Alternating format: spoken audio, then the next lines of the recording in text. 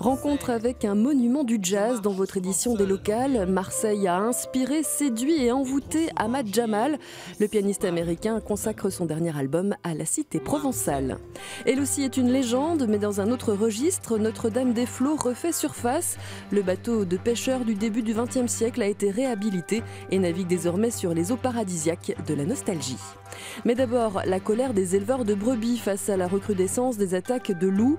En Lozère, les quotas de prélèvement sont atteints, seuls les tirs de riposte sont donc autorisés. Conséquence, les éleveurs sont obligés de s'adapter à la menace. Le Cosméjean et ses étendues partiellement boisées, un pâturage idéal pour les brebis mais aussi redoutable. Ici, le loup rôde. Patricia Granat a connu des attaques en 2014 et 2015. Cet hiver, elle a trouvé des empreintes à 150 mètres de sa bergerie. Alors pas question de laisser ses brebis sans surveillance. Celles-ci sont rentrées à la nuit tombée, puis ressorties dès le lendemain matin, dans ces parcs à proximité. On leur fait faire en moyenne 1 heure de route matin, 1 heure le soir. Et pour compléter, pour qu'elles puissent quand même être bien, il faut qu'on les complémente à la fois en céréales, en plus, et à la fois en fourrage, parce que justement, en ne les laissant pas toute la nuit dehors, elles ne mangent pas complètement à leur faim. Depuis janvier en Lozère, 5 attaques de loups ont été recensées. Pour se défendre, les éleveurs ne peuvent plus compter que sur des tirs d'effarouchement, et ce jusqu'à la fin du mois. Le quota de 38 tirs de prélèvement a été atteint il y a 10 jours. Moi je trouve ça un peu aberrant, il faudrait qu'on puisse pouvoir en tirer un peu plus. C'est surtout de pouvoir les tirer quand on les voit au niveau des brebis et qu'on ne se dise pas on est bloqué, et on le tue illégalement et de pouvoir se faire attraper. Aujourd'hui, les éleveurs attendent une réaction du nouveau ministre de la Transition écologique Nicolas Hulot. Il est le seul à pouvoir autoriser des tirs supplémentaires. Mais l'an dernier, Ségolène Royal avait déjà relevé ce plafond de 36 à 38 spécimens tués. Direction la vallée du Tarn à présent, où la cueillette des cerises bat son plein. Et si le fruit est beau, il n'est pas aussi abondant que les saisons précédentes. La faute à la morsure du gel. Illustration chez un arboriculteur de l'Aveyron. Les bonnes années, le temps des cerises apporte 7 tonnes de fruits sur le petit hectare du domaine du Vieux-Noyer. Mais le gel du 28 avril dernier a fortement touché les arbres. Donc des vergers qui sont en hauteur comme celui-ci, il y a des arbres qui restent 50% dessus et des arbres qui restent 100%. Donc on arrive à récupérer de la cerise encore. Ici, moins 40% de production. Un autre fléau touche depuis 5 années les cerisiers de la vallée, la mouche Suzuki, une mouche qui pique le fruit. On est obligé de faire un traitement à l'insecticide. Mais ce traitement à l'insecticide, depuis 3 ans, il a changé. Avant, on travaillait avec un insecticide qui était à l'intérieur de la cerise et depuis 3 ans, on travaille avec un insecticide de contact. Ça veut dire qu'il se trouve autour de la cerise. C'est un répulsif. Donc ce répulsif, il se positionne autour et il suffit juste de laver la cerise et de suite, on peut la manger. Fini le temps de l'unique production. Ici, on diversifie l'activité avec d'autres arbres fruitiers, les prunes ou encore la vigne.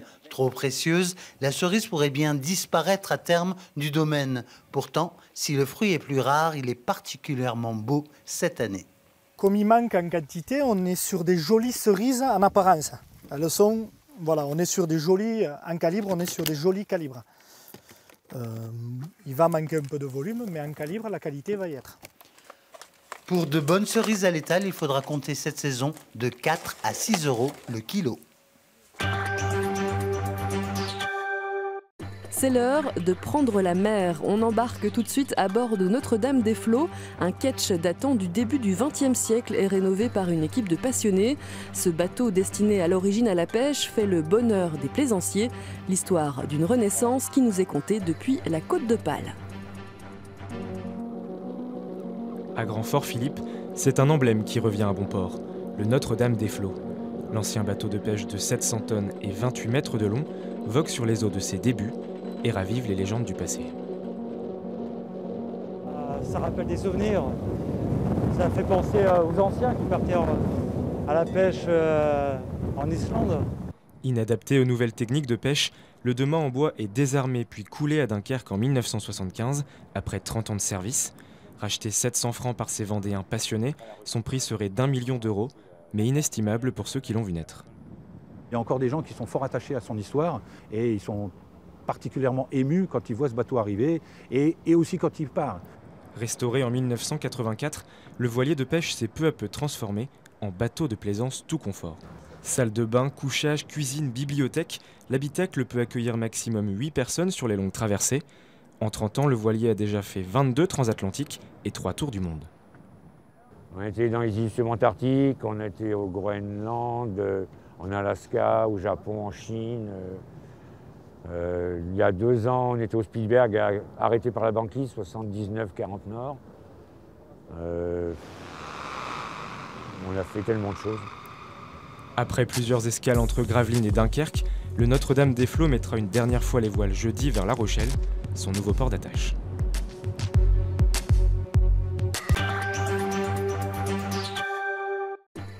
Et puis Marseille peut bien rougir. Ahmad Jamal, légende vivante du jazz, vient de lui faire un fabuleux cadeau. Il a consacré sa dernière création à la ville. Un album que le pianiste new-yorkais de 86 ans jouera ce lundi et ce mardi soir à l'Opéra de Marseille, en prélude au Festival Jazz des 5 continents.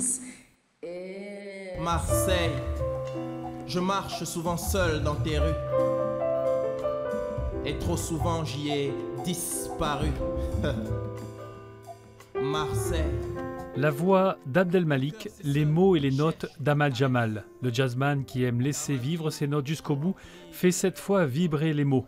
Et sa muse est Marseille. C'est ainsi qu'il nous présente son dernier album. 8 morceaux, dont 3 dédiés à la cité phocéenne.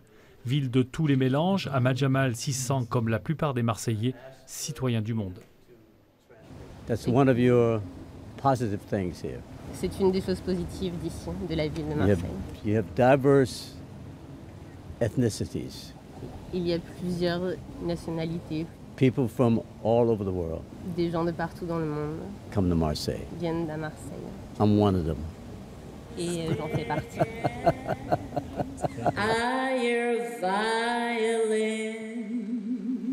Nina Gossi, c'est elle qui a traduit de l'américain les textes d'Ahmad Jamal. Elle chante aussi dans cet album Marseille. Là, il me dit, ok, voilà, ça s'appelle Marseille. Voici mon texte. Tu me traduis ça. Tu te démerdes, mais tu me traduis ça. Et donc, j'ai dû réfléchir aux différentes manières de traduire ce texte qui est très poétique. Avec son album Marseille, Ahmad Jamal ouvre le Festival de jazz des 5 continents. Il sera le 12 et le 13 juin à l'Opéra de Marseille.